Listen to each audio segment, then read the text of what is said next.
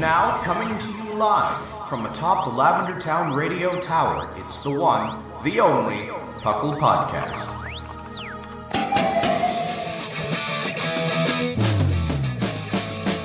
It's PUCL! PUCL! It's PUCL! PUCL!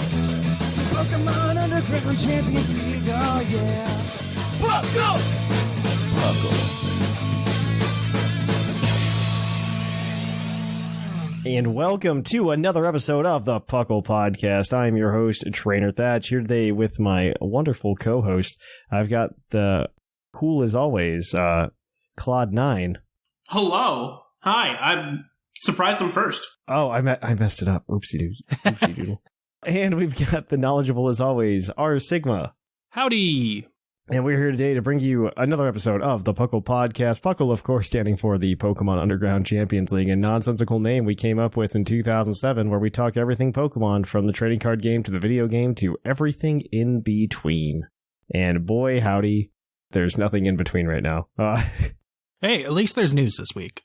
That's true. There is some good news this week, but we also got, like, you know how, like, we had, like, this, like, minor renaissance of, like, side games that came out, and then they're just like, how about we stop? And it makes me sad. I think we picked COVID time. Like, this is where COVID really messed with timings, so... You're probably not entirely wrong, because we got new Pokemon Snap, which was great. And we got Pokemon Mystery Dungeon DX, which was also great. I would love to see... The one that I really hope they remake, like, Explorers of Sky. Like, Explorers of Sky DX would be really cool, mostly because I've never played it. And... I don't know what it is, but I can't bring myself to, like, play it on DS. That's fair. And yeah, I don't know why. I don't know why it is, because, like, I think the little, like, sprite art is really cute, but there's just something about, like, reading it on the 3DS and not reading it on my Switch that I don't like. I don't know. I'm really surprised nothing came from the, like, website data mine before Pokemon Day. Yeah. With the Mystery Dungeon guys being listed on the site as, like, a thank you, and nothing came from that. That's kind of weird, but... That is weird. I wonder if they were going to announce something, but they're like, we're not ready yet. Yeah, it's like, well, we can't guarantee it's coming, and... I'm surprised we haven't gotten, like, a Pokemon Direct announcement yet. That is a little odd, isn't it? Especially with, like, Home coming out. Like, I was kind of expecting at this point... Yeah, I was expecting Home to be in a Direct, right? Yeah. And it just didn't happen, or a Pokemon Presents. They don't call them Directs anymore. Yeah. A present with, like, actual footage from the DLC and the first release date is what I expect soon. So I expect that probably, like, early to sometime in June, like the month of June. It could be next week for all I know, and I wouldn't. Yeah, be what's shocked, the announcement? But I wouldn't be surprised if there was something next week, but I don't see them announcing Home separately from that, if you know what I mean. Like, I'm surprised there is no video to explain the Home functionality. I mean, Home's not that exciting to them. It's just exciting for the fan base. Yeah, that is true. I do think that Home is, like, very exciting, and I'm surprised that they didn't do more for it. I don't know, like, because it's, even in their presentations before, like, they've kind of made a big deal of, like, how the transfer works, right? They give you, like, a 2-minute spiel. This one's like, this is how the transfer works. We don't know exactly, but we'll get to that. Yeah, I mean... Yeah, and there's a lot of questions about it, too, because...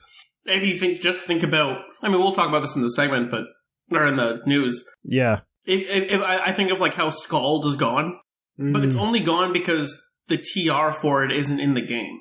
Yeah, that's what I'm confused about. I'm very interested to see how that works, but we'll find out. It's right now ubiquitous. Well, my assumption for Scald is that we're going to get it back in, like, DLC. It's going to be like a DLC move or something stupid. I mean, Scald was also kind of dumb and competitive for a little bit. So, I mean, there was that whole debacle for, like, a couple of years where, like, there was just a separate UU tier that said UU no Scald. So, which was kind of weird, but it's all right. No, this is very exciting though. Like, today's like a good day. It's a good Pokemon day. You guys been up to anything other than me, like, playing TCG? I mean, I've been shiny hunting. I've got a lot of the Paldea Pokemon. I've been playing Little Cup. Ooh. Man. Yeah, I've just been, like, I played some TCG this week, and okay, so to be fair, I've also been really bad, and I've been playing Little Cup a lot. Yes, Little Cup. It started because, like, I'm like, maybe I can make the suspect test, and then I was like, I don't really want to do work that hard. But I've been playing Little Cup. I love Little Cup. Like, that's my favorite tier of all time. It is so fun and balanced. I think it's going to be better now that Diglett got banned. Mm-hmm. I've been a big proponent up until this gen of like, do not ban Diglett. You're just all mad and salty. And then I played this one and I'm like, yeah, Diglett needs to go. Diglett was oppressive. I don't think home actually is going to affect Little Cup too much, depending on if Grookey gets Grassy Glide from transfer. That's essentially where it's going to be. If it does, then Diglett can be unbanned. IMO. I don't want it to have it at all. Like, Grookey's the one thing that matters, so I don't think Galarian Slowpoke matters or Grimer matters or Alolan Grimer matters. Alolan Grimer's good? Okay. I have no clue if Grimer's good. It's been a while since Grimer's been in Little Cup, so. I joined a Little Cup, like, draft tour, and I just made it out of pool, so I'm really excited to see how things go. I'll join Little Cup Piddle any day. But, like, I'm really excited, because, like, there are things that are going to come back that might be good, like the ponies. Oh, the pony? Wait, oh, yeah. Eventually, yeah. Yeah. In DLC, 100%. Or Abra. The ponies Abra are, very Those good. Those are missing. I do like that. Yeah, that 19 speed tier, Yeah. You need it all day, every day. I assume that Hisui and Sneasel got banned relatively quickly. Oh, yeah.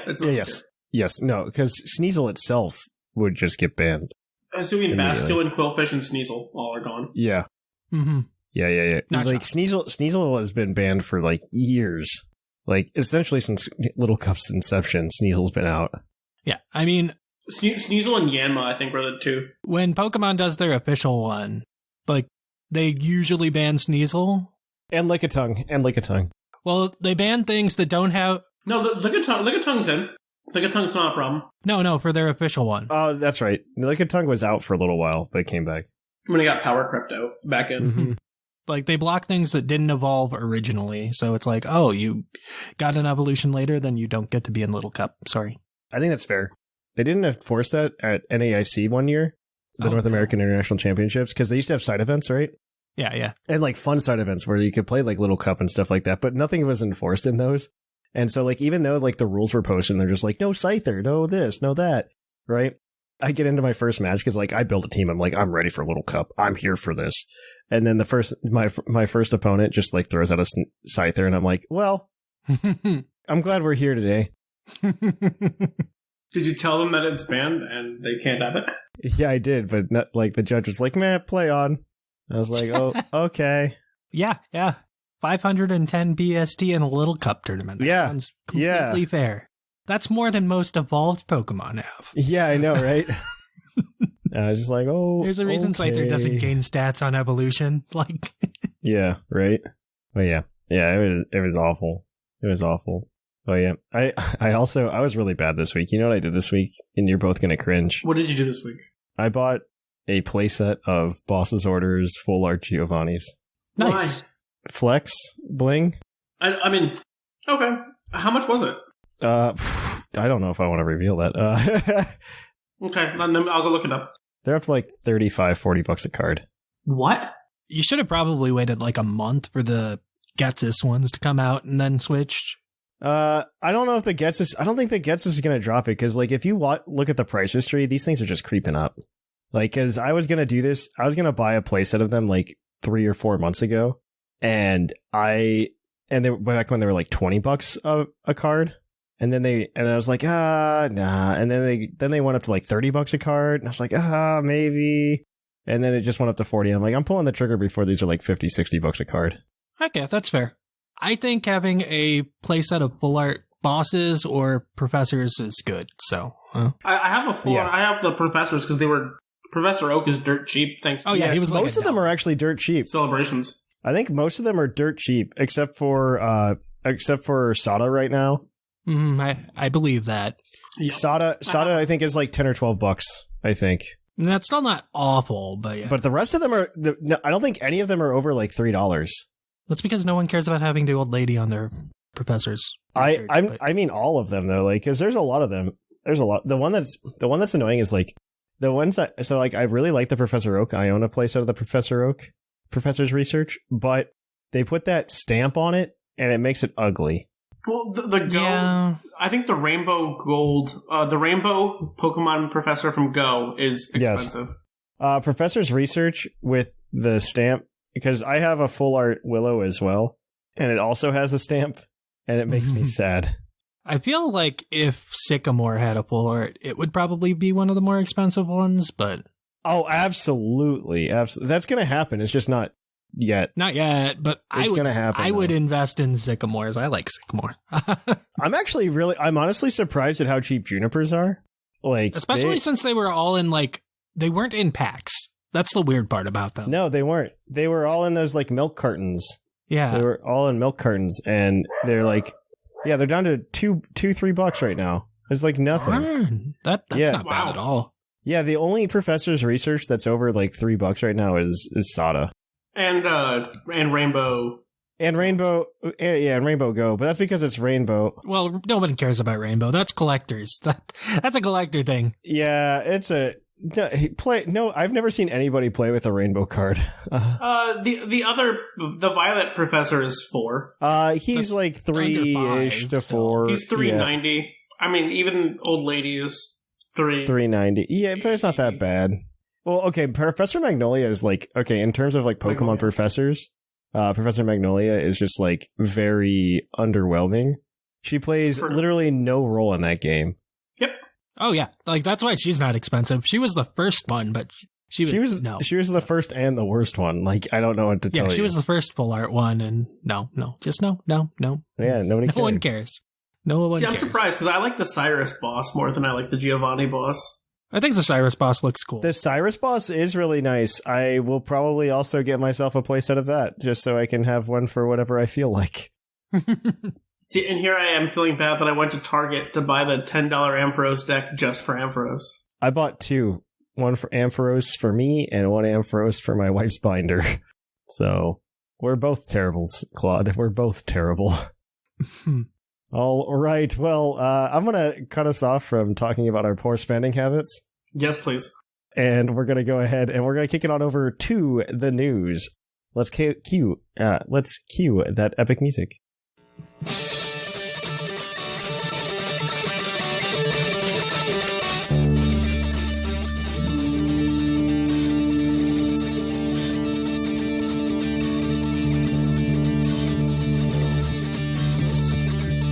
Live from the Lavender Town Radio Tower. This just in. Welcome to the news. In the news, we've got a few things, and the most exciting one is that Pokemon Home updates on the 24th, 23rd for the US, though there's probably going to be maintenance. The Pokemon that are invited from Pokemon Home that aren't in the Scarlet, a lot of the Kanto legends, so Mewtwo, Articuno, Zapdos, all that fun stuff. We're gonna bring in Kyogre, Groudon, and Rayquaza. We're bringing in all of the Sinnoh legends because they just happen to be in Pokemon Arceus. All of the genies are coming because we can't let an Amorous not be in a real game. All of the Galar legends because he probably bought Sword and Shield as a child. And everything else that was just stuck in Hisui. So we also get like a bunch of random mythicals plus carving because what's its face is there? Deontay. And for some reason we have to tie those two together. I don't think it's entirely necessary, but you do you. I wouldn't be surprised if they demythicalize Deontay like they did with Keldeo in DLC. Yeah, kind of. I can see it. I wouldn't be surprised. Or Volcanion. One of the two. Maybe both. I'd be down. Please, maybe both, because mythicals are all 3. Because I think having mythicals being locked the way they have been in the past is dumb, and I kind of like the way they've been doing it and demythicalizing a lot of things. Yes, I agree. I really also like they announced Pokemon Home having backwards compatibility as well this time around, which is kind of cool. Yes. I think I mentioned it on the show that this is probably what's going to happen anyway. But this is, I'm very excited for this to be confirmed because it means that you can just have things go back and forth all over the place. It's a good time all around. You can catch a Pokemon in Scarlet and Violet, and it makes it that. And if it's in the Sword and Shield decks, you can go take it to Sword and Shield, have a good time with it. Mm-hmm. So that is very exciting. Or even to Sinnoh or Hisui, one of your choice. Pick your poison. Yeah, I have a. From what I saw, it looked like there was a potential tutor, or you can change the moves or relearn moves. They're adding a move picker. We know the selections is limited to moves learnable in Generation 8 and onward, but we don't really know what the limitations actually are. Pokemon can travel to earlier games, like I said. So you can take you can catch a Scarlet and Violet like Mankey and take it to BDSP zones. Ribbons. You want the ribbons. We're going on contest sprees. It's fine. We're gonna go play in contests. But yeah, this is actually really exciting. For these Pokemon to see a good time. I'm very excited because this is like the little taste of like, here's some new Pokemon before we get to move into DLC. There's so many legendaries this time too, though. So it's... Yeah, I don't know. They did a lot. Well, I expect like there to just be legendaries dumped in the DLC as well.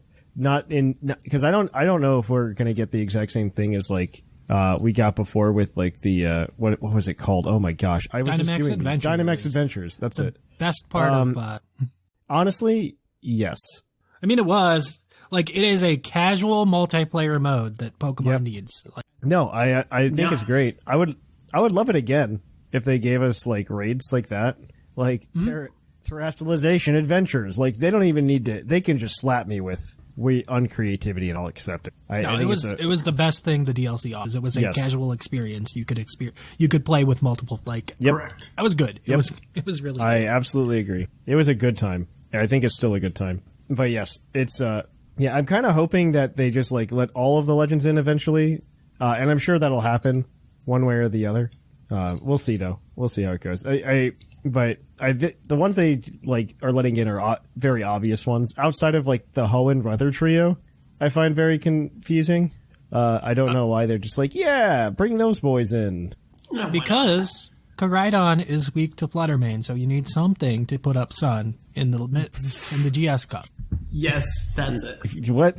You need Groudon so it can be friends with Fluttermane. That's why. Yep. It's for the photosynthesis. We are not allowed to have Tapu Koko, but we are allowed to have Groudon. Beats up. I think there's a chance that we get Tapu Koko, but just not yet. I don't know. Tapu Koko is going to be interesting. I fear if we ever see Tapu. I don't. Yes. It's not nearly that bad. I think it will take over OU and it will take over VGC, but that's about it. That sounds bad. No, it's fine. That would be my definition of bad. Well, I mean, like, it's not going to be as bad for OU just because everybody's going to have the Mons anyways, and it's going to force a lot of the Iron Mons to be better, which they seem to be a little worse. I am hoping that we get. I'm hoping that we learn more about this move thing that's happening. I mean, we will Wednesday. Reset, it'll be in the news next week. I know. Don't worry about it. I'll put it. I'm hoping that the move reset is real. Mostly for Smogon. And Scald is gone. Well, Knockoff is gone, and Toxic is gone, and that's good. Yeah. I'm really hoping that, like, for Smogon's sake, it's just gone. Because, like, if Soft-Boiled Clefable somehow comes back in Gen 9, I'm going to lose my mind. I mean, it doesn't matter anymore because they're all 50%. Yeah. Because they're all 5 PP moves. Exactly. There is no benefit. True. That is true. Yeah, it could be a lot worse than it is, so I really can't complain. Yeah. It's like Knockoff being gone. Yeah, that's fine. There is no more items that you're holding that blocks Knockoff. I'm excited for Alolan Muck, though. Alolan Muck is coming back. I'm excited for Alolan Muck. Alolan Muck is great. There's a bunch of Hisuiemon that are exciting with sharpness. I'm excited for a lot. I'm honestly just excited for Hisuiemons to be in a real... like, that's honestly what I'm... Like, I'm excited for Cleavor. Because you know what's like the biggest insult to injury? Is all of the evolution methods for the Hisuiemons exist in the game right now in Scarlet and Violet. Like, Black Augerite is in the game code. Peat Block is in the game. And they have, like, new art for them and everything. Like, that matches the art that's in Scarlet and Violet. So, like, it's there. It's in the game code. And you know what? Stantler does have in its egg move pool Psyshield Bash. That's good. I'm in happy Scarlet with and Violet. Stantler. So you can breed a Weirdeer with a Stantler and teach it Psyshield Bash, and it can evolve into Weirdeer in Scarlet and Violet. Right now, that's good. I like that. Yeah, I think that's a really cute way. I think it's a really anti-consumeristic way, but it is a very cute way to do like unlocking the Stantler forgot how to Psyshield Bash like legend. Yeah, and then it needs to relearn it. Yeah. I think it's very cute, but I also, like, part of me is just like, that's kind of sketchy, Game Freak. You're still making me buy a Legends Arceus to get that Weirdeer. For now. It'll eventually be in a raid, I bet. But yeah, Pokemon Home's coming. This is really exciting. Everybody can stop asking when it's coming out now. Yeah, now we get to go on to when's the DLC Now we get to ask when the DLC's coming. Yeah, when's the DLC coming out? Yeah. And when do we see footage? Come on, show it. Yeah, so I want some footage. Gosh, how have we not seen footage yet? It has to be coming in the next month. I don't know. Right? At some point. It has to be. Like even when we got Isle of Armor announced, we still had like some minor footage. Like they showed a little bit of footage in January. And then 2 months later, we actually did have the footage during a direct. Yeah. Which was still. Yeah. And then why don't we just show me something, please? It's also coming out a little bit later than Isle of Armor, which is weirdish. I mean, it makes sense. They're probably going to try to push it for afterwards at some point. Yes. Yeah, because they probably don't want new Pokemon showing up in August. You're correct. It's probably the new moves more than the new Pokemon, because they can prevent new Pokemon from being in the... New moves is harder to do. That's true. Because I assume there's new TMs, right? There have to be. Or whatever they call them nowadays. Yeah. TRs or... No, it's TMs. No, it's back to TMs again, I think. It's back to TMs? Okay. Yeah. We just decided to stop pretending. Yeah, there's not even tutors anymore. All right. Well, Claude, talk to us about Scarlet and Violet. So, hopefully, by the time this episode releases, they'll have announced whether Delphox or Rillaboom is the next 7-star raid. I mean, it's not going to matter, right, because of Home coming out. So, they have a title, but that's it. Yeah. Yeah. The code Get Gold gets you a golden bottle cap until June 4th. Great for buffing up a Hisuiemon that you'll transfer over next week, probably, into the game. Yep. Woo! By the time this episode airs, the OU Council will have voted on whether the initial post-home ban list. They may let one or both of the Zamazenta forms be legal. Probably Urshifu Single Strike will be gone. Rapid Strike may be allowed. There's a bunch of things that they're considering. Spectre will be gone. It's fine. Who? Spectre. Spectre will definitely not be here. They gave it moves. That thing's gone. Yeah. It's... Yeah, for OU, it's too powerful. That's pretty much it. Okay. Next Community Day, we're doing Go News. There was a bit of it. Next Community Day is June 10th. If you want to know the other Community Days, you can look that up too. We have them for the next 3 months. We're just going to talk about June 10th now because that one's coming up soon. We don't know what it is yet, though. So what is it? Do we know? What? We don't know. They just announced like the next 3 months of Community Days, and it's like, well, we're going to talk about it when it's announced anyway. We'll find out next week, I assume. They announced that Shadow Raids are coming to Pokemon Go. The system is dumb. I couldn't tell you how it works. And it's in person only, so I care a little less. Just know that next weekend, Shadow Mewtwo will be in raids, and it's going to be hard. So enjoy that if you care. Also, starting Monday, there's a Team Rocket event, and it will continue the Let's Go research from earlier in the season, and it'll add the Master Ball to the game, which will supposedly be available through other means later on at some point. I don't know. It's an auto catch. Who cares?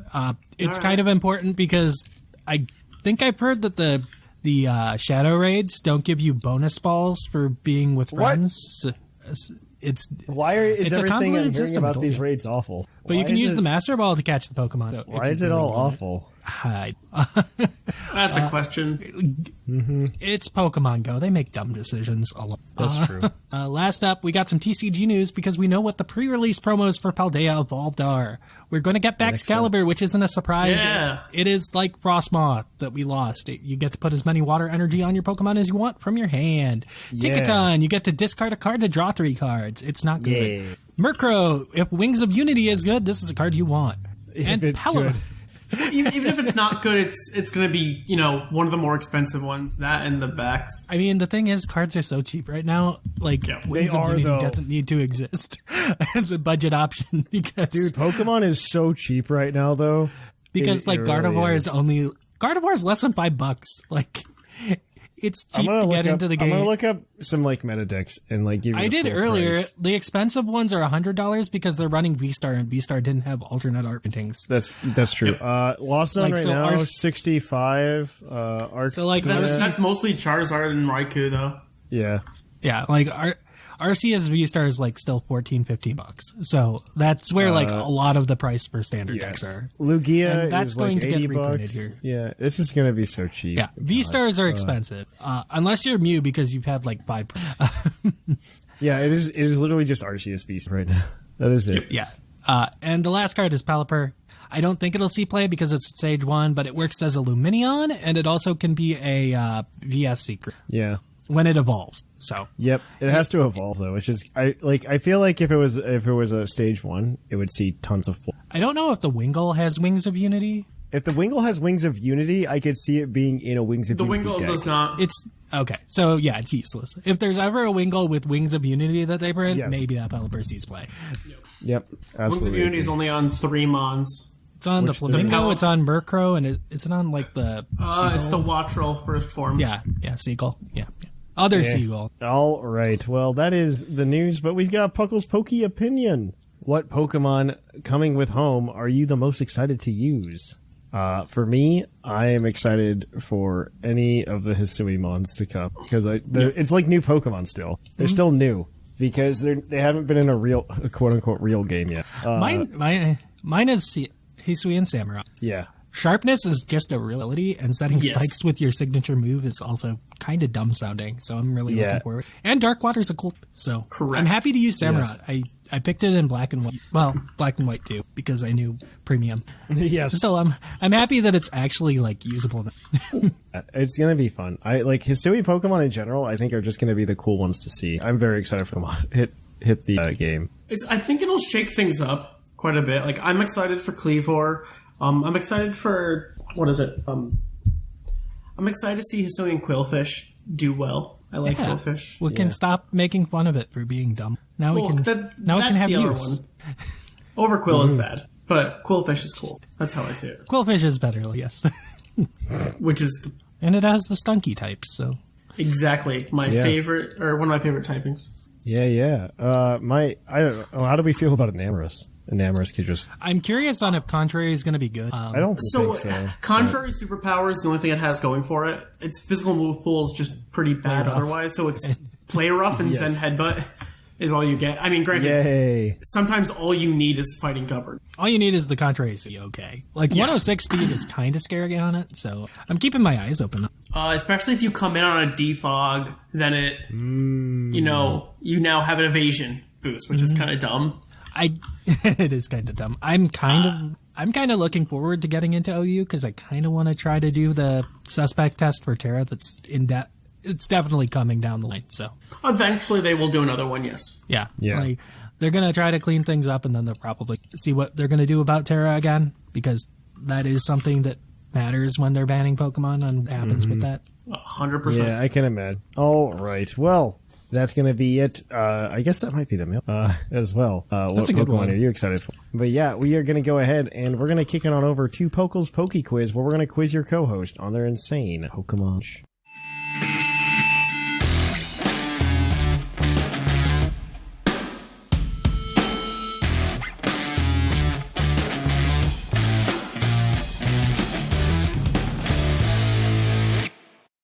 Oh, hi, and welcome to the Poke Quiz, the part of the show where we quiz our co-hosts on their insane Pokemon knowledge.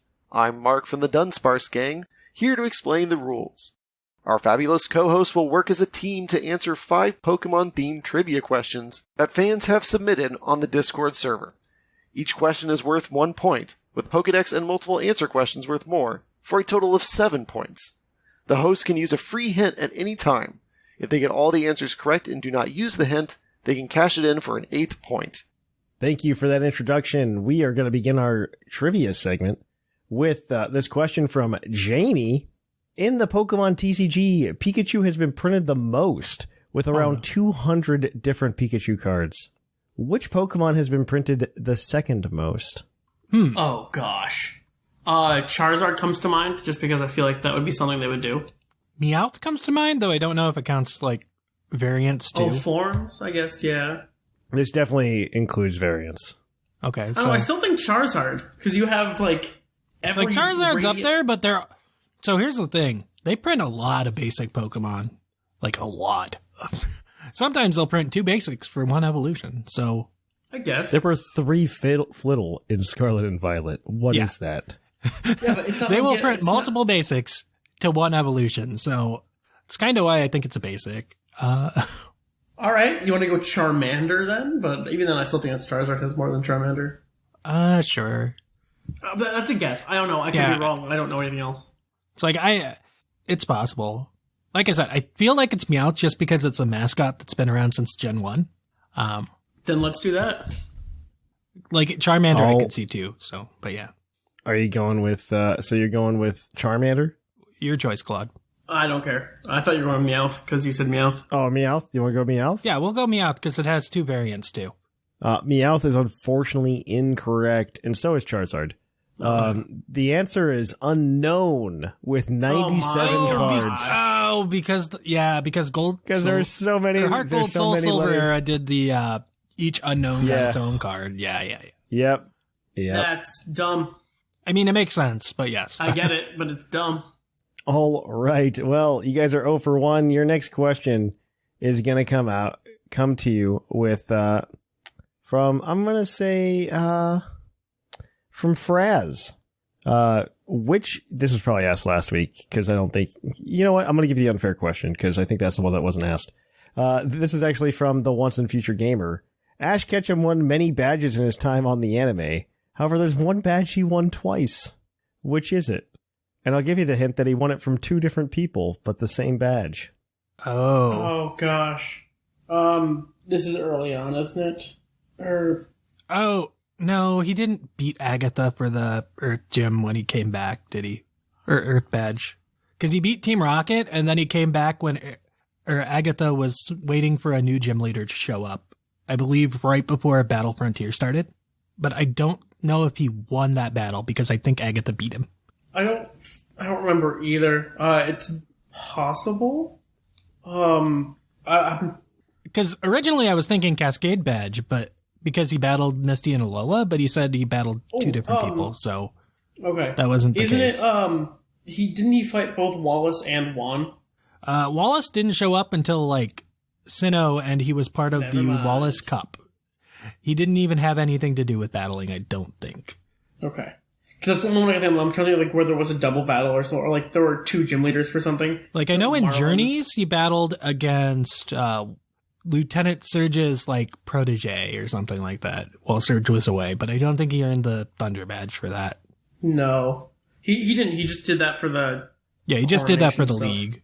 I don't think...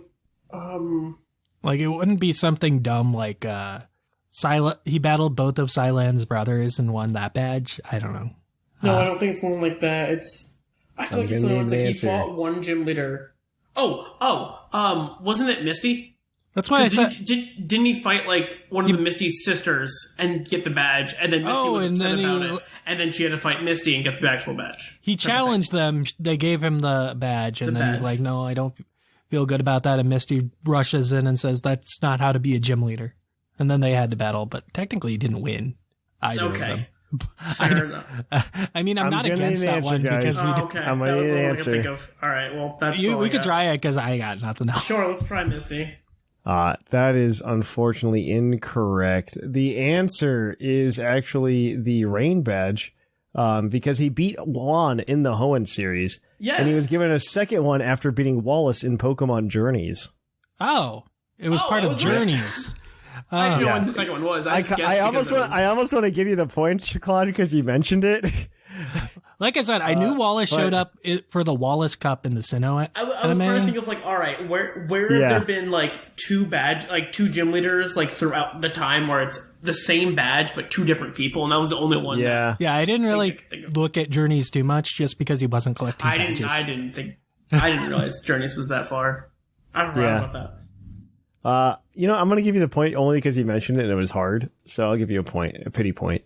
Pity point! All right. This next one is going to be from G. McP. Its Pokemon Shield entry reads, it's proud of its fur, which is fine and delicate. In particular, the curl on its forehead has a texture that's perfectly heavenly. Who's that Pokemon? What game was this from again? Shield. Shield? It's proud of its fur, which is fine and delicate. In particular, the curl on its forehead has a texture that's perfectly heavenly. Curl on the forehead. I'm tempted to say like Igglybuff. Oh yeah, Igglybuff. Let's start there. I'm gonna give it to you with Igglybuff. It's actually Wigglytuff. Oh, it's in the line. It's Wigglytuff, but it's in the line, so I'll give it to you. The other entry was from Pokemon Y, and it reads, the body is soft and rubbery. When angered, it will suck in air and inflate itself to an enormous size. Yeah, but that could be We probably would have said Jigglypuff for that one, but I would have gone up 1, not 2. But you guys did get it, so I will give you 2 points for that. So you guys are 3 for 3. Your next question is going to be your multiple answer question, as always. Do you want the manga question? Because I'm sure that's the one that was skipped last week. I mean, I didn't listen to last week. This is the viewers that would suffer. Yeah, I know. I'm going to give it to you. This one is from Munchie Void. In the manga, which 3 characters are confirmed to have grown up in the Viridian Forest? So yellow is 1 one point of them. for each. You just have to lock them in. I will give you yellow. Yes, that is correct. They all were present during Kanto. Okay. Yeah, I knew yellow was. After that, I know nothing. I'm just gonna start guessing. How about things? I know Lance is like the major antagonist to yellow. Wasn't he born around there? That's what I'm curious about. Like, Are you going to lock in Lance? I'm willing to try Lance just because we Okay, don't have lock in leads. Lance. Yeah. That is correct. Okay. Like I said, There's one I more know. major character. Do you think it's? Kanto? Do you think it's green? That's the female, right? Because of Yeah. translation issues, whatnot. I would assume then green because I know it's not red or blue. I don't think it's red or blue. Blue is also a girl. I thought maybe right. So translations were weird. I have no clue if they retranslated it for us or what. Because usually it's red and green or Ash and Gary stand-ins, but because we had blue, I know which one you're talking about. You can try to lock it in if that's what you want to do. That tells me it's neither. Okay. Okay. So do you think it's a gym leader? I would maybe Because, I don't know, Brock, Koga? Koga. Ninjas? Koga? I don't know. Ninjas. Ninjas are born in the wild? You do I have don't- the hint. Oh, let's use a hint. This is a gym leader, one that is evil. Oh, there's 4 of those, aren't there? Yes. Blaine, Sabrina, Koga, Lieutenant- and who was the Lieutenant Surge, right? Surge? I thought it was Surge. Surge is an American, so it's not him. And Giovanni would be included on the list. Oh, okay. So I'm gonna say Giovanni's. Yeah, let's Giovanni's go gym's Giovanni. right outside the forest, so sure.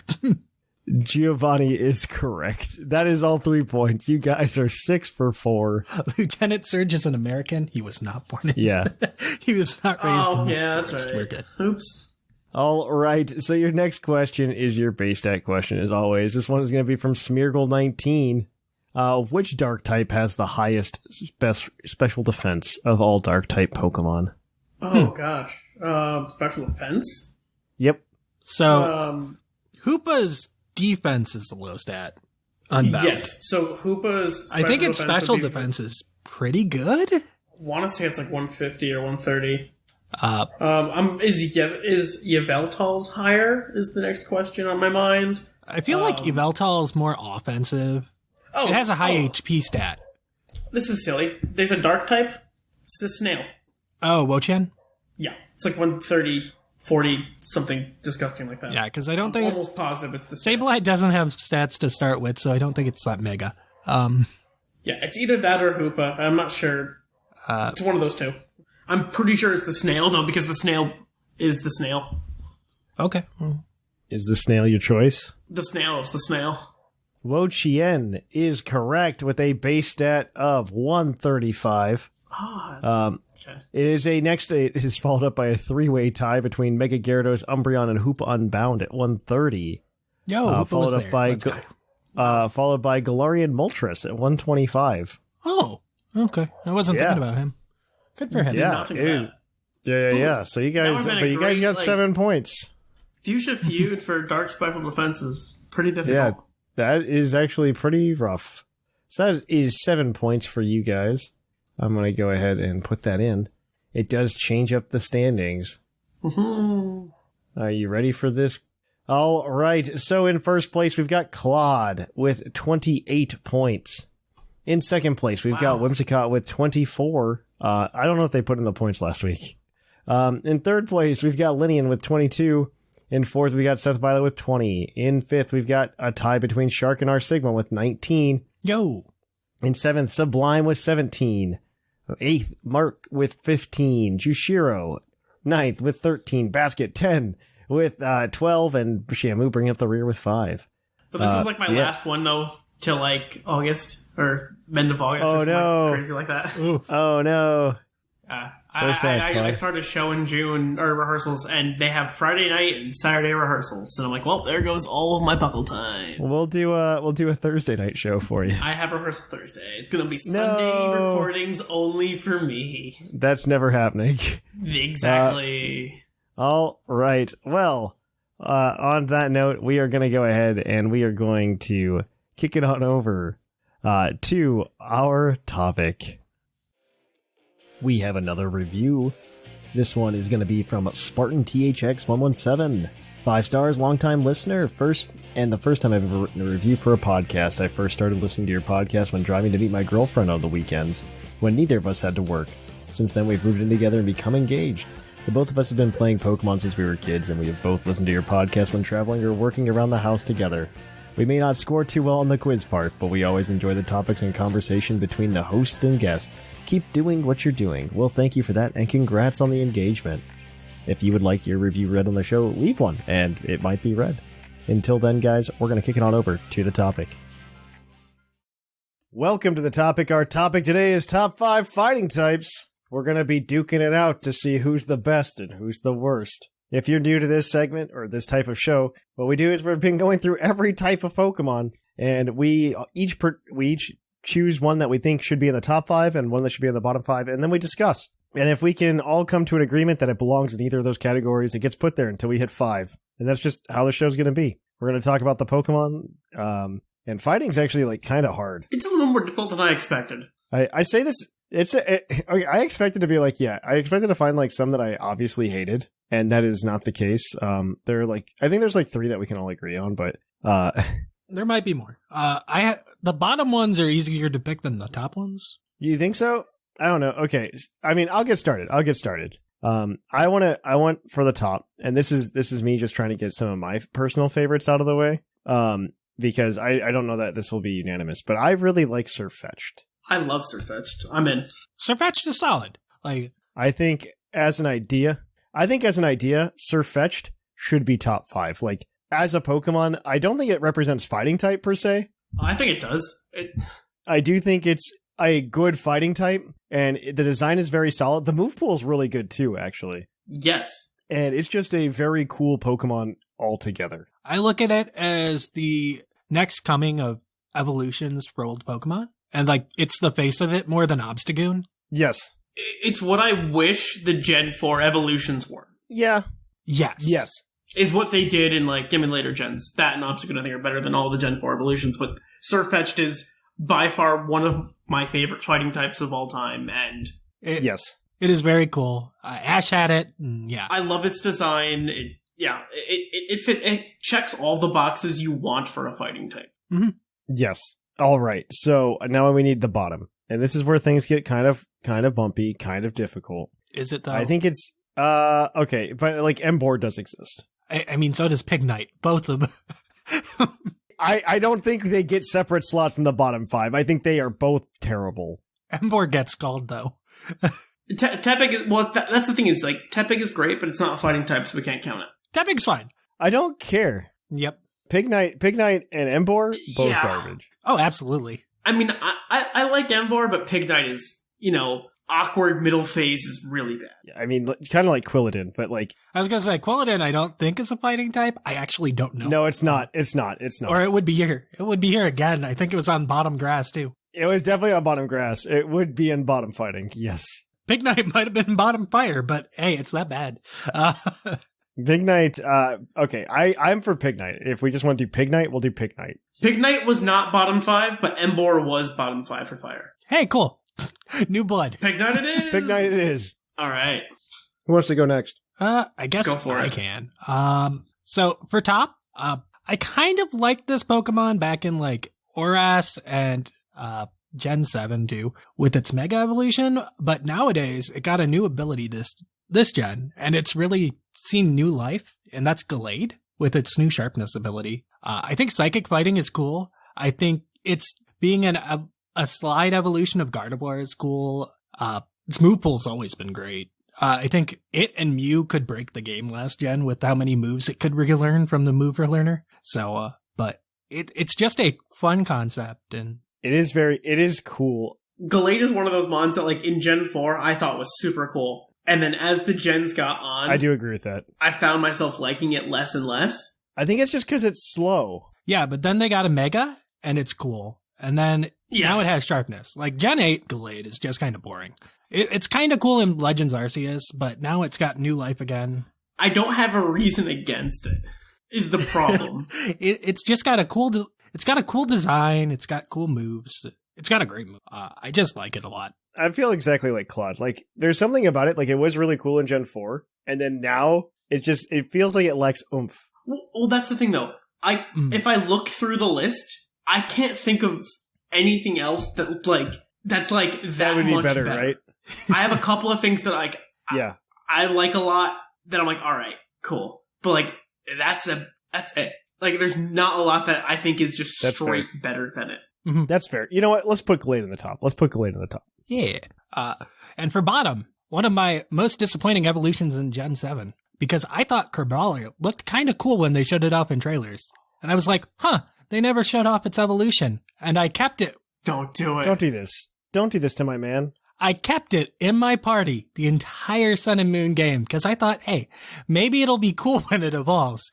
Of course, you have to wait till you get to the end of the game to evolve it. It is disappointing. And then when you finally get there, you get greeted with Crabominable. I love Crabominable. Yeah. I think Crabrawler's cool. Crabominable is a disappointment compared to it. You're right, but it hurts my soul. I don't like that you're right. It's not there because it's like Pignite. It's there because it's a disappointment to what it could have been. It could have been so much better. You're right. You are right. I still like it. And how long you had to wait for it when it came out. Like, they fixed it in Ultra Sun and Moon, and they fixed it now because it's an Ice Stone, but when it first released, you had to wait so long to get that disappointment. I mean, the same things with, like, Vikavolt, but Vikavolt at least ended up I love cool. my boy, but, like, you're throwing fists that hurt. It's unfortunate, but, like, it is that way. Oh. Yeah, okay. Fine. Like, he could be bottom ice type, too, but... No, it's fine. You can hurt my crab. Yeah, I'm not a big... I don't want to put it there, but I get why you're putting it there, and... He just had too many marks against him. We'll do our... At the end, we'll do our, like, last chance to, like, upend it, right? It's like, do you have something better? Do we think of something that's worse than Crabominable? And the answer is possible. I mean, I think there are worse things. I don't know if I can convince you guys that there are worse things. Potentially. All right. Let's keep going. What do you got, Claude? What do you got for us? So, I'm gonna go with my top. For the top, I'm between a couple of them, but I love the top himself, Hitmontop. I think Hitmontop is the best of the Hitmons. I always thought it was super. Yeah, I can't argue that one. That part is true. I always thought it was really, really cool back in Gen 2. It was one of my favorite Johto-mons in general. Yeah, I really liked the design. I thought it was a cool Pokemon. It has some, it had the original triple kick, rapid spin. Man, like, I want to agree. You don't have to. Like, it's... I'm not against it. I'm not against it. I feel the way that I felt about Gallade. I know. The thing is, I like Hitmontop more than I like Gallade, though, is the problem. That's how I feel about Hitmontop. I like Hitmontop for its unique evolution method, too. Yes, it's very unique. I get more excited that Hitmontop exists than Hitmonchan or Hitmonlee. I'm glad they're related, but you can definitely... Like, Hitmontop is definitely the odd man out in that trio, right? It is, but for the better. Yes. If there's something else that is better... I'm not going to veto it, but, We'll do the rounds. We'll do the rounds at the end. We'll do the rounds. That's fine. I'll allow it. I mean, this wouldn't be my personal fighting type list because like I can think of at least 2 more Pokemon that I really want on the top. As far as my list, like I can't have Breloom because it already won grass. It won grass. And even then, I wouldn't allow it just because. Yeah. Well, I think it's more of a grass type anomaly than like a fighting type because it's Spore. Breloom is Spore and Mach Punch. That is what we think of as Breloom. I mean, and Bullet Seed. So I guess grass has 2 points. I understand. I mean, that's fine. I'm gonna get a lot of hate for my bottom choice, so I figured might as well get the bad round out of the way now. Are you gonna get the bad one out of the way? Okay, do it. I know what you're doing. Lucario. I hate Lucario with a burning passion. We cannot put it on the bottom, but I won't put it on the top either. Yeah, it is everywhere. It was a mascot for. It's never going to go away either. No, but I hate it with a burning passion because I think it's so incredibly underwhelming that they had to give it a broken Mega to make it any bit decent. The Mega was really cool. You're not wrong. You're right. The Mega Lucario is cool, but regular Lucario is so incredibly underwhelming that they had to do so much to even make it viable. Lucario was very good hype for Gen 4. That never went away. I mean, I like Lucario for, like, nostalgia reasons, which is bad, but I don't think it's good. I don't know, like, I don't think it's a good Pokemon in competitive, and I don't think it was intended to be. I think it was meant to be, like, a very, like, above-average Pokemon for your playthrough. Okay. It's kind of like a tier or 2 below Charizard, but It still is everywhere, to the point where you almost want to hate on it, but you also understand why people like it so much. I understand why people like it. No, they totally did it. Because they always push it? Like, whenever they show a new game, they show Lucario in it. Yep. No, I remember very early on... Sword and Shield had it as, like, one of the... Sword and Shield, like, there's just a Lucario hanging out in the wild area. Yeah. Yeah, it's a thing. And it's in every game, right? It's just in every game. If you've listened this far, when you hate Lucario, tell me in the mailbag.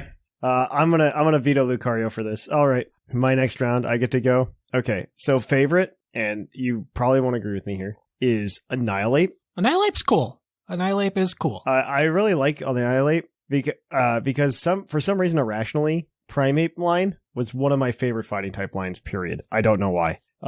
And I was actually a little bit turned off with Annihilate because I really didn't like how they were really leaning into that Gen 7 gimmicky entry where it will like die from getting so angry. I played the game and like I got one during my playthrough, and I used it, and I'm like, yeah, this has grown on me. Okay. And I think Annihilate is fun. I mean, if you want to veto it, you're more than welcome to. I'm not the biggest fan of Annihilate. I think Annihilate is cool. I think Annihilate is a nice, good fighting Pokemon. It seems like a ghost to me more than a fighting type.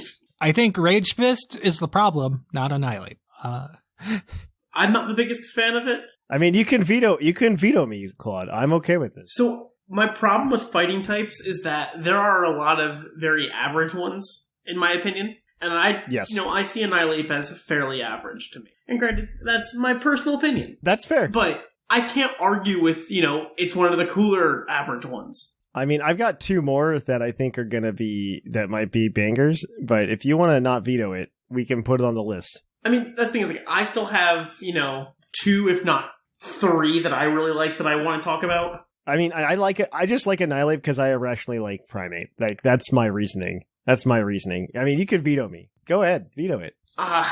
It's hard to veto it because I'd rather Annihilate than Gallade. I mean, put it there, and then we'll do our honorable mentions. We'll put it there.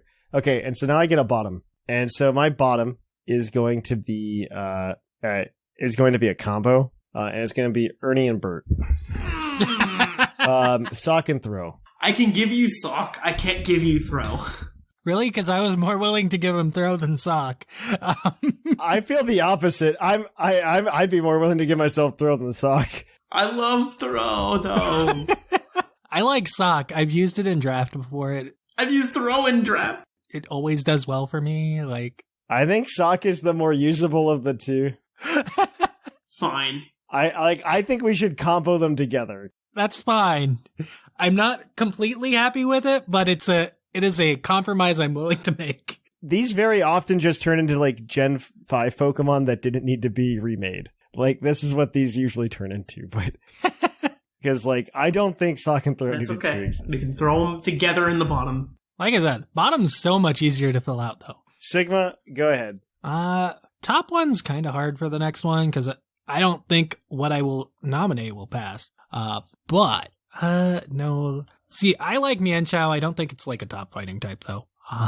I'm tempted to. You know what?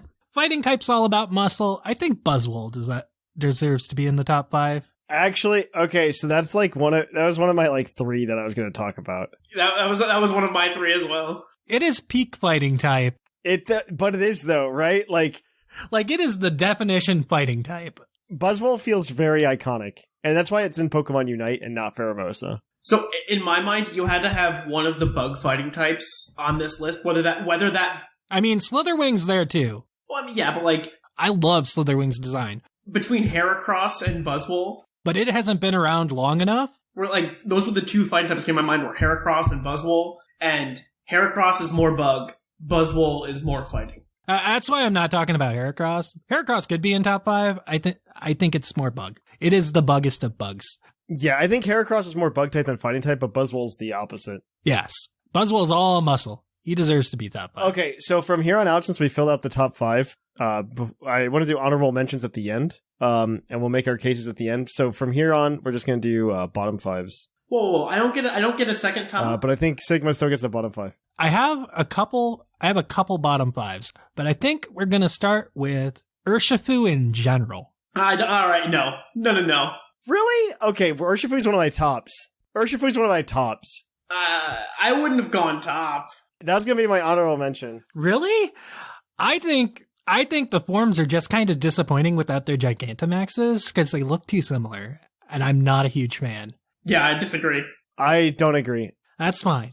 I don't like that they look so similar. I like Urshifu for so many reasons. It feels like the most crafted Pokemon for competitive ever because it just feels good to use. It's not overpowered. It's not overwhelming. In VGC, at least. I'm going to make that clarification. In OU, Single Strike is madness. I think it's just super fun, and it just feels good to use. No. I just don't like them as a pair.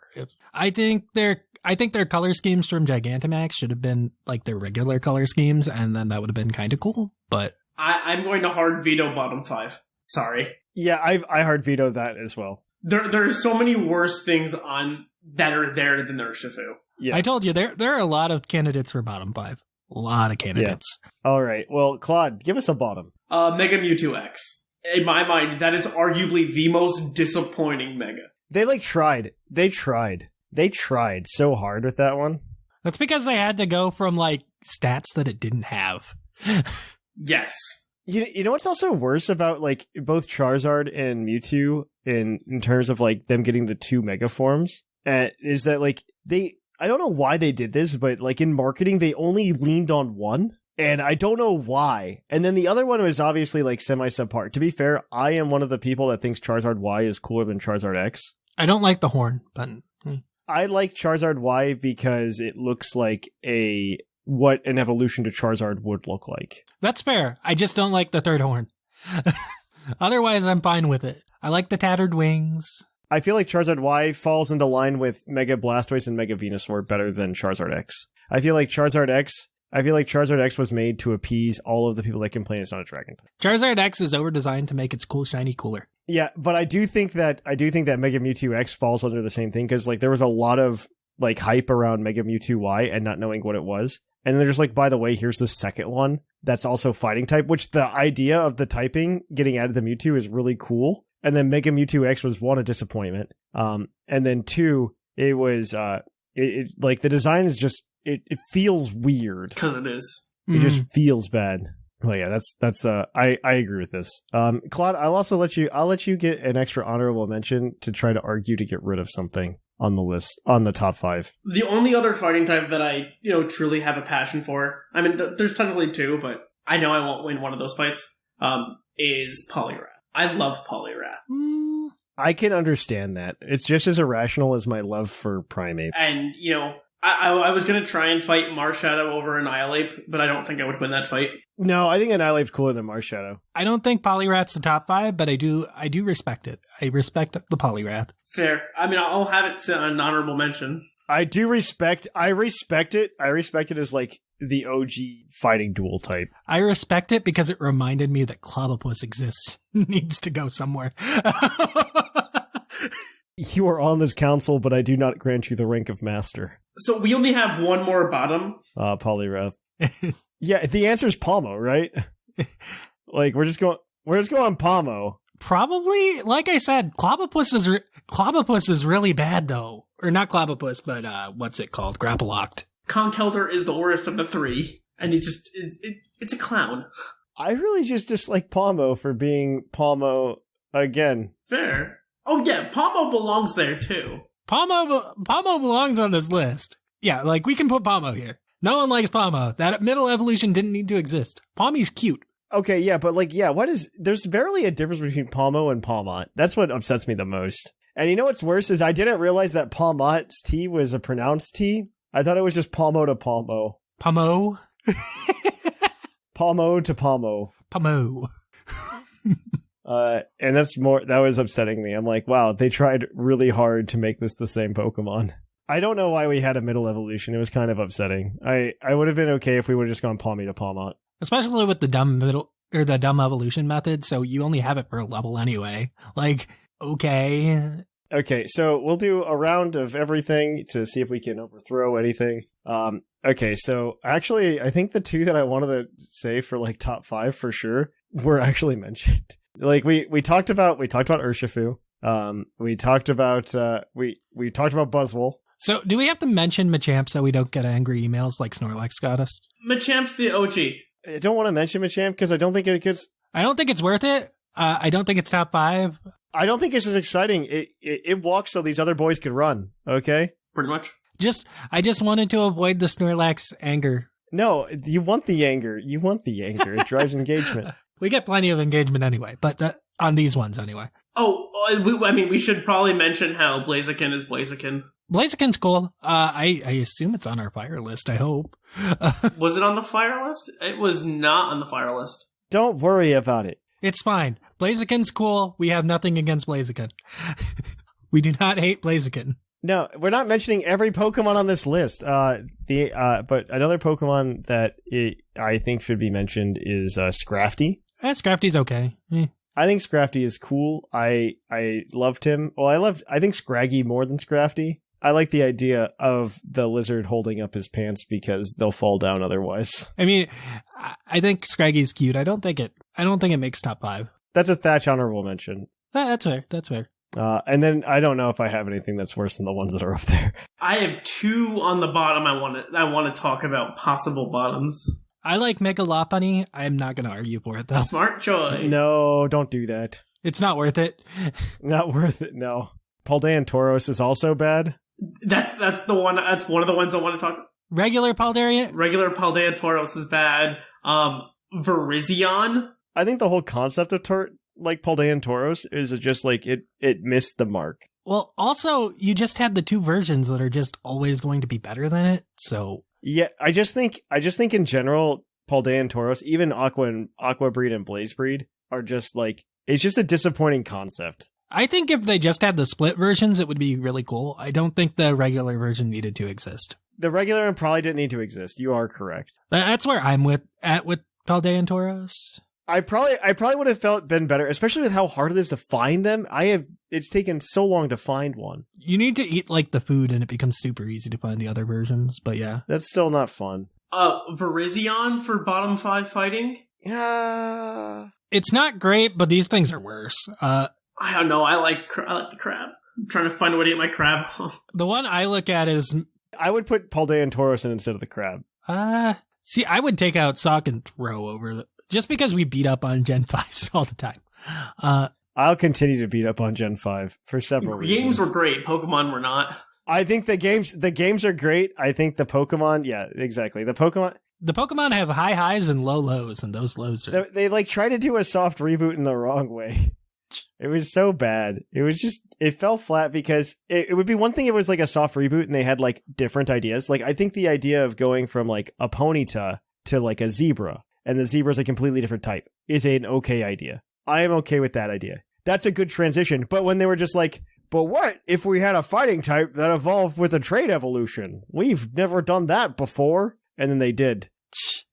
And we never had a rock type that evolved via trait before. To be fair, I do like Gigalith more than Golem. Maybe not Paldean not Paldean. Maybe not a Alolan Golem, but regular Golem. What if we just have these monkeys that just exist? Monkeys were a mistake, but... Oh, wait. No. Simisear is the greatest fire type. The monkeys were a mistake. That's why they don't get to be in games anymore. Not Mickey Dolans, but yes. Nobody got that joke. It's fine. Yeah, I would be okay with putting in Paldean Tauros over something else. I think Paldean Tauros is terrible. Maybe we're too mean to Pignite. No, we're not. It rightfully deserves this place. You know what's worse is like that was like Ash's thing in the anime too. Like that's the only one he let evolve was Pignite. And it was a Pignite. And it was a Pignite. The bad one. I mean, going through it's like, I really like Infernape, and I'd love to see Infernape make the list. Infernape's cool. Yeah. It's my favorite of the firefighting starters. Like, Hawlucha's cool, but it's a flying type to me. I like the design. Yeah. Hawlucha just ruined it with gameplay mechanics in all generations. And, like, Pirouette Melouette is just disappointing. Mm-hmm. I don't think it's bottom 5 disappointing. You know what? Let's just keep the list as is then. And then... Alright, so what can you recap the list for us? Mm-hmm. Yeah. Our top 5 is Sirfetch'd, Gallade, Hitmontop, Annihilate, and Buzzwole. And that's a solid top 5, actually. Yeah, no, it worked out. And our bottom 5 is Pignite, Crabominable, Sock/Throw.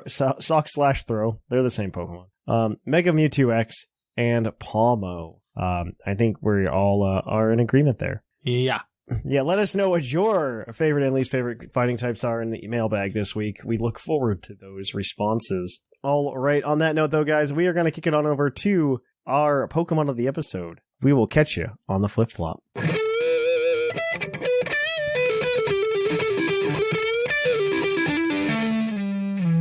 of the episode. Welcome to our Pokemon of the episode. Our Pokemon of the episode this week is National Dex 923, Palmot, the hands-on Pokemon. The Pokemon Violet Pokedex entry reads, Palmot's fluffy fur acts as a battery. It can store the same amount of electricity as an electric car. Okay, that's an odd amount of electricity. I mean, it's not dark like Gen 7, so I'm taking it. Yeah. Okay, so Palmot is actually like okay. Base attack 115, base speed 105, and we're just not going to talk about the rest of its stats that are just 70s. That's all that matters. What matters is its move pool. Yes, its move pool is actually not bad, like at all. It has 1.5 signature moves. That's cool. Well, so like the thing that's really fun is that like electric types usually don't get a good move pool in general, but this one did. Like, because of especially the fighting Pika type. Clones. Yeah, Pika clones usually tend to get really bad ones because you can't use it over Pikachu. That's unheard of. Yeah. Palmot as a fighting type is actually like not disappointing. I mean, it gets close combat, and it's got a signature move in Double Shock. Which is burnout, but yeah. Yeah, it's just burn up, but electric. That's fine. Yep. Electric Which physical is arguably better. Yes. Yeah, and then it also gets access to Revival Blessing because it just shocks you and it brings you back to life. But it does give it to also, what is it? What's the other Pokemon that gets it? It's the stupid the Scarab. Dung Beetle. God, what's his name? Rabsca? Because it's just Rabsca because it's just Scarab backwards. Oh, Rabsca. Scarab backwards. Yeah. You faint, but you get to restore one of your buddies. No, you don't.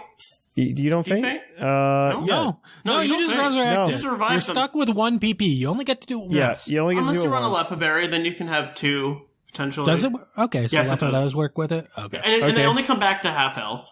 It's still a very strong ability. That you I'm are surprised correct. they put in I'm the wrong. game. But yeah. Yeah, I mean, it's not super overpowered, so like, I'll take it. No, but it is very strong. It does change the game. Yes, it does. It does. It's kind of like adding attacks that do more damage based on the number of party members you faint.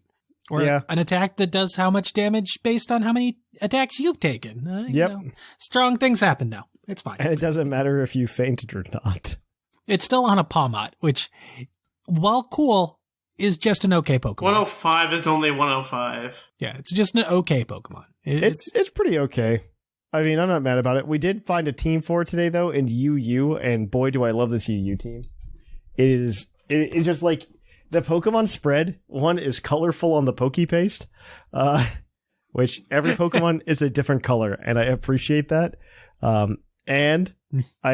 Which is an odd thing to appreciate, but I really do appreciate it. And then it's just like the team has like some bangers in it, like just some real faves. I was a fan. This was the first team I saw, and I'm like, yes. Yeah, we gotta do this. All right, so obviously this team has Pawmot on it, holding a Life Orb. It's got the natural cure ability. It does have 3 abilities: Volt Absorb and Iron Fist are the other 2.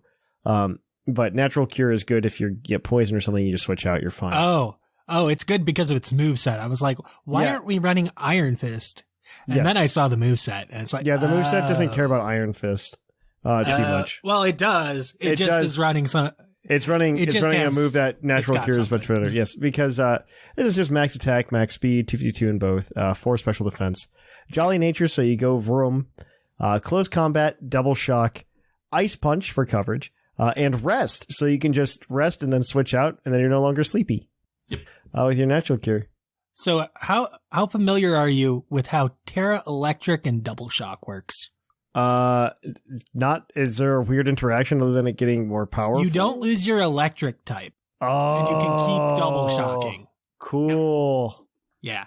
Cool. It's a cool little thing. So you're going to keep double shocking. You're going to lose a little bit of HP from the Life Orb. I'm sure you'll take chip somewhere. Then you rest, switch out. That's cool. I like this. That's cool. All right. And then this also has another electric. Well, it's not electric. No, it is electric. It's electric. It's electric, but it's not Ghost anymore. It is Rotom Mo holding a Choice Scarf. It's got the Levitate ability. It is a Steel Terra type. 252 special attack, 252 speed. You're just going Vroom again. You've got Leaf Storm because you're a Rotom Mo. You've got Volt Switch because you're a Rotom. A Nasty Plot because that's what Rotom Mo does. And Trick, so you can throw that Choice Scarf onto another opponent's Pokemon that doesn't want it. Make sure you trick before you Nasty Plot. Yes, trick before you Nasty Plot. But yes, that is also fun. There are, like, all these Pokemon are bangers. I will, like, just in terms of Pokemon that Thatch likes. Yep. All right, but whoever wants to take the next 2, grab them. I got it.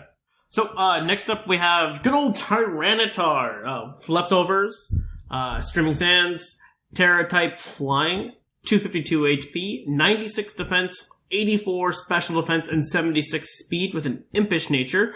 This has Dragon Dance, Substitute, Stone Edge, and Earthquake.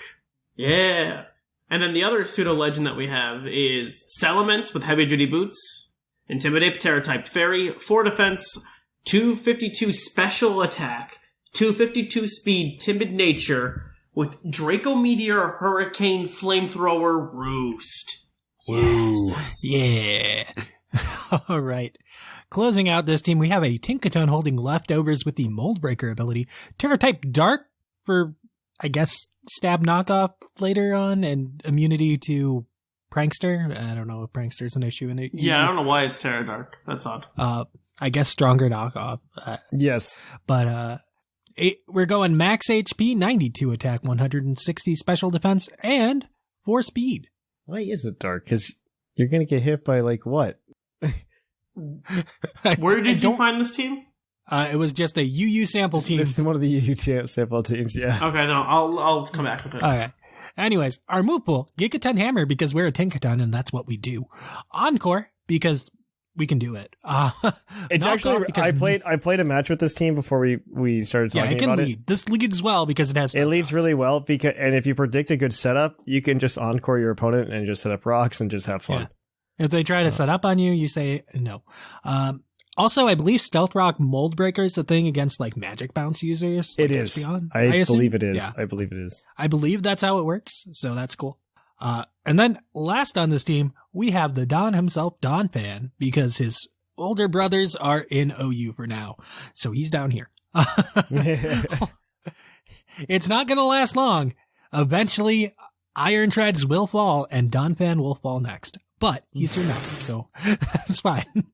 I still like Don heavy Fan. Duty. I like Don Fan too. He's just outclassed by Iron Treads, unfortunately. Yeah.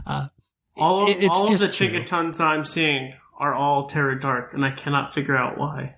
I don't understand. What's hitting Tinkaton? It has to be for like, maybe you need it for like a knockoff calc. Maybe. Or maybe it's just something that's like psychic that you need to just stop. Well, but you're steel type already, so. Maybe Ghost? It could be to help against the psychic terrain teams. Maybe it can stop maybe it's Armor Rouge. Maybe it can KO Armor Rouge with a knockoff and it resists the expanding force. Yeah. Great. Maybe. Why is it not just going for flamethrower if it's Armor Rouge or fire move, armor cannon? I don't know. But maybe they expect the switch out. But anyways, like I was saying, Don Fan, heavy duty boots, sturdy, Terra type ice. I'm not super keen on that. It gives you the ice shard boost, but 92 HP max attack with 164 in speed, adamant nature, earthquake, knockoff, ice shard, and rapid spin. That is a Don Fan.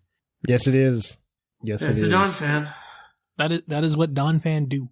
I actually really like this team. I'm playing right now again, actually. Yu seems like it's a really fun meta just based on what's there. This is actually really fun, and it's like a meta that I understand. So I'm having, honestly, a really good time. And yeah, if you want to grab this team, it's going to be up on the Patreon. I'm going to do this Sunday because if I don't, the home is going to update, and then you're not going to get it. And I want you to have this team because I really like it. But yes, if you want this team, feel free to go ahead and get it. I think you will have just as much fun with it as I have. And I would love to see what you guys come up with. So, yeah, that's going to be it. We're going to kick it on over now, guys, to the mailbag.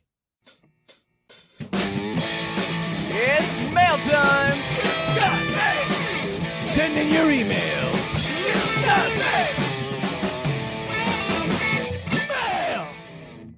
Welcome to the mailbag. The mailbag is the part of the show where you can go ahead and send in your emails to us at puclpodcast@gmail.com. We typically have a prompt. Last week we asked you guys what your favorite team was and why. Evil team, that is. Of course, you can send anything else in as well. But we've got 3 emails for you today. They are all wonderful. We apologize if we missed your email. We are recording very early this week. We usually record on Saturdays. Today is Thursday because summer is upon us. And Thatch is taking lots of trips right now. I was going to say, I'm surprised you're not doing Thursday for next weekend for the holiday. I probably am. Makes sense. Makes sense. Yeah. Let me know if people can't do it. I'll hop on for a 4th week in a row or something like that. Yay. I really like hanging out with Claude. All right. So, without further ado, though, we've got a couple emails. Let's jump into... Oh, before I forget, though, this segment is brought to you by the fictional energy drink, Green Toros, the energy drink that gives you hooves. Hooves! Hooves! And as always, we'll give the Green Taurus badge to anybody we think is writing a good email. All right, this one is from Car Eternal. Yar, me mateys! Car here. It's my first time writing in, but I just had to comment on one of my favorite aspects of fiction, the bad guys. Dun dun dun! Sorry, I thought. Firstly, how can we give out all these awards and not mention the music associated with each villainous team? I hereby encourage the awards committee to consider the Best Taste in Music Award, name pending.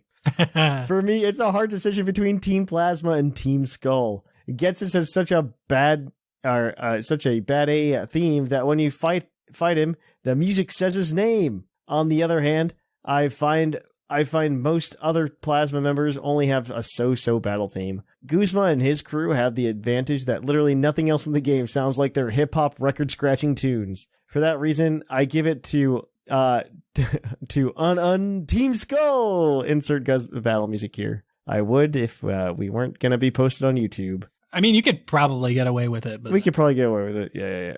Pokemon doesn't do it that badly, except for Marnie's theme. No, that's true. No Marnie's theme allowed.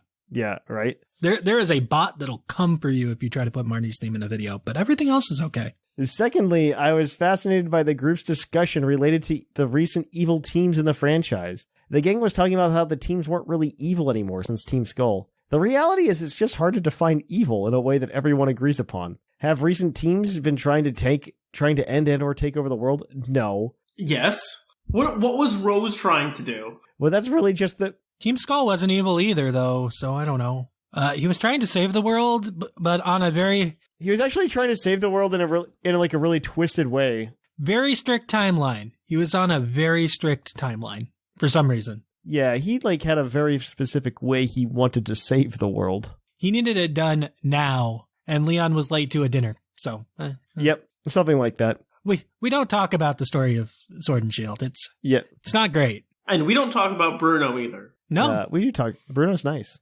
No, we don't talk about him. No, but that really just the mentality of a Saturday morning cartoon evil mastermind. Not to wax too philosophical here, but what is evil?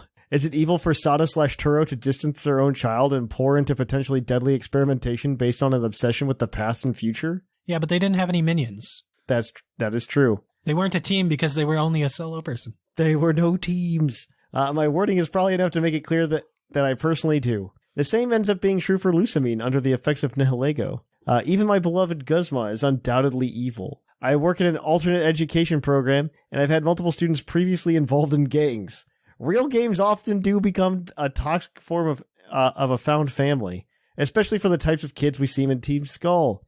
It starts as good intentions, but then stress and tempers like Guzma's flare up. Team Skull are more than a nuance. They've literally taken over a town and kicked the inhabitants out. They might not be the primary antagonists of Sun and Moon, but that doesn't make them innocent. This trend of morally gray antagonists isn't new either. Teams Aqua and Magma both generally believe their plans will benefit the world.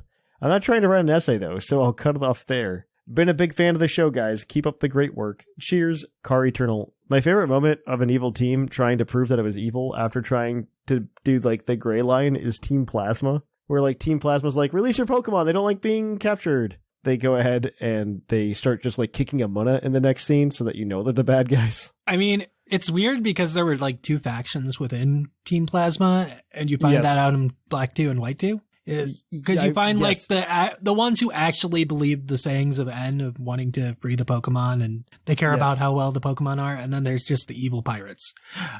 Yes, Black 2 and White 2 add so much context to those games. Yeah, I'm gonna be really upset when we get the remake because there's no way they do it justice properly. One can dream. Probably not. There's just no way. I just have very little hope that they do it proper justice. But yeah, I like Black 2 and White 2, despite nobody buying it. Well, now the games are $60-$70, so. Black 2 and White 2 is some of the best they're more than that. They're $100 and some now. Yeah, they're pretty bad. All right. Well, before we go into the cost of video games, we've got Trash Panda. Yeah. Hey, Puckle Crew, it's Ethan, or Trash Panda on the Discord. I'm going to use the superlative brought up on the podcast, starting with the most feasible plan. I'm going to give this one to Team Rocket. Their plan was pretty simple. Steel, pretty normal. Other teams I considered were Yell and Star. Team Yell doesn't count as an evil team, so there's that. Team Star wanted to fight back against the bullies, but their plan to do so was not feasible. Let's build cars out of Pokemon and convince people to drop out of school. Okay, to be fair, they did not think through their plan. No, and they lost their leader too, so... Yeah, they did Breakfast Club it pretty well, though.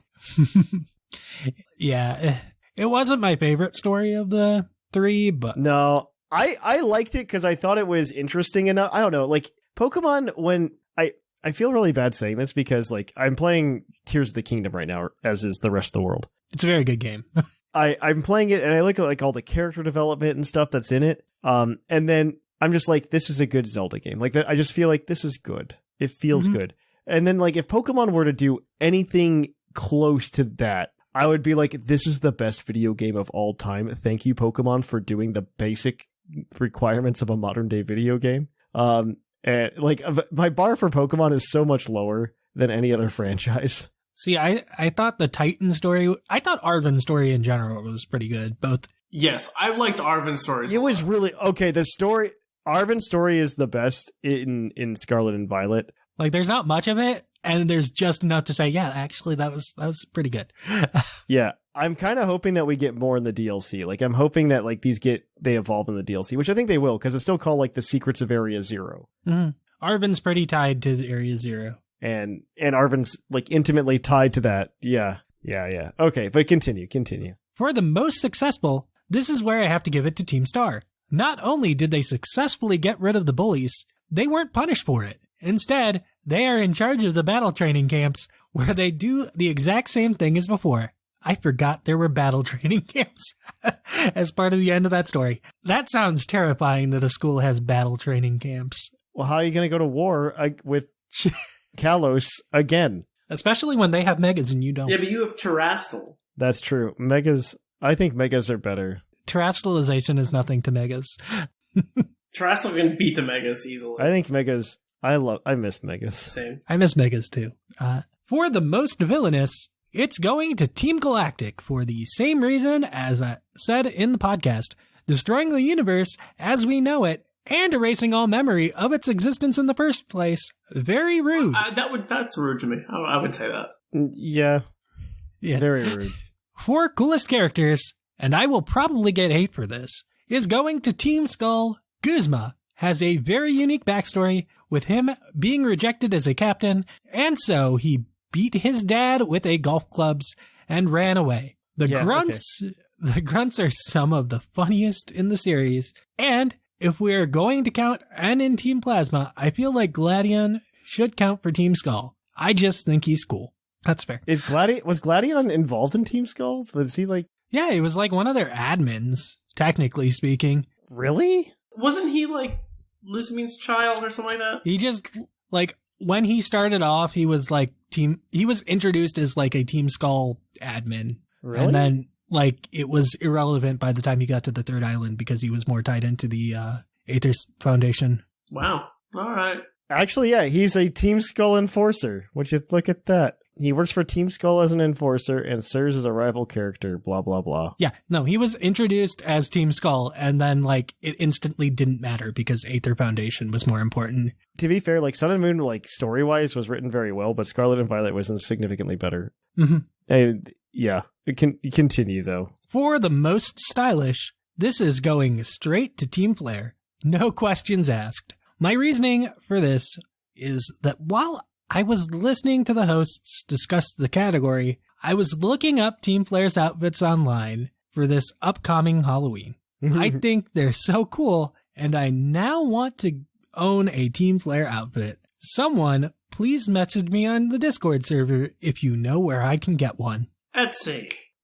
Etsy. Yeah. Okay, good. Cloud and I are on the same page. I think there's a cosplay website you can look it up too, but anyways, thanks for all the fun topics and giving me reassurance that I will eventually find people to talk Pokemon with in person. Trash Panda. One day. All right, thank you for that. Our next one is going to be from Trev, the late night legend. Hey, it's Trev. About to start my weekend early with binging Zelda and doing my PFTT and TCG matches. We are actually playing tomorrow, so that's going to be fun. As of recording this, by the time this comes out, we'll have done it. Exciting. That'll be like 3 days away. These 3 days from when this publishes. So he'll know I'll be playing something silly. Anyways, I see y'all in the recording studio earlier this week, and I thought I'd write up a quick email. First off, even mentioning the name of Team Yell in last week's episode was giving them too much credit. They are bad and should feel bad, and they're bad at being bad. Yep. All of these things are true. In the movie Wreck-It Ralph, Zangief says, just because you are a bad guy doesn't mean you are a bad guy. That's my bad impression of it, but still. Yeah. Iconic line. I accept it. It's apparent that Zangief never heard of Team Yell. I get the point of them being in the game is to be obnoxious and annoying, but I wish there was more opportunity for them to say to them, screw you, I'm out, takes here. Okay. And ignore them. Okay. Team Aqua and Team Magma were a fun team because as bad and short-sighted as their plans were, they were clearly and misunderstood, even if stupid. Also, they all like realize their mistake after they like enact their plan. They're like, uh-oh. It's kind of why I didn't like Rainbow Rocket as much, but Yeah. Rainbow Rocket was okay. I found it a little disappointing. I think more old characters should have shown up. As a side note, I remember how cool it was to team up with Lance and raid Team Rocket's hideout in Mahogany Town to save the Magikarp. See, that was cool. That was cool. I wish we got more interactions with other, NPCs. Steven raiding the Emerald, what is it, the space? That was kind of cool, too. The Moss Deep Space Station. In Oraz. Or all of the, companion adventures that you had to have for, Diamond and Pearl. Those were less fun because I didn't care about those characters. They never were relevant afterwards. It was free grinding time, is how I saw it. But anyways, the line between another Team Rocket clone and forgettable bad guys in the background is harder and harder to tread with each new generation. But I look forward to seeing what future generations will use to fill in the evil team slot in the Pokemon formula in future games. Trev, the late night legend. Well, thank you for that. All right. Who do we think did a good job this week? I want to give it to Carr because it was his first time writing in. I kind of do as well. Yeah, that's fine. Carr, you got it. We'll give it to you on the Discord. All right. And then on that note, guys, we're going to go ahead and we are going to ask you to submit to the show next week by going to puclpodcast.com and letting us know what your top and bottom fighting types are. Of course, if you want to keep up with the show throughout the week, the best way to do so is to come to our Discord server at pucldiscord.com. Can I give a bonus mailbag question? What's your bonus mailbag question? Tell us your favorite type of taco. Great. Okay, that's fair. That's a great bonus question. Actually, that's a good bonus question. What's your Taco Bell order? No, what's your favorite type of taco? No, favorite type of taco. There's more than Taco Bell. I know. You can also go ahead and follow us on social media at Twitter, Facebook, and Instagram. Additionally, you can catch us on YouTube at youtube.com/puclpodcast. I should be back to streaming once all of this travel is over. There's just so much travel. So much travel. It never ends. Lots of travel. I assume it's not vacations. It's a little bit of column A, a little bit of column B. Gotcha. Yeah, I'm early in my career, so I just travel a lot right now, and it's a time. Certainly a time. But of course, you can also keep up with us on Discord, like I said. But additionally, please come and if you want to support the show, you can go ahead and go to Patreon at patreon.com/puclpodcast. Or if you're buying TCG cards because we got you hooked or you were hooked before we got to you, you can go to trollandtoad.com and use code PucklePod5 for 5% at checkout. And we get a little bit of a kickback for that too. Kickback. So we really appreciate you guys doing that. But yeah, on that note, I have been Trainer Thatch. I've been R.Sigma. And I've been Clod9. Here in the Lavender Town Radio Tower. It's closing time.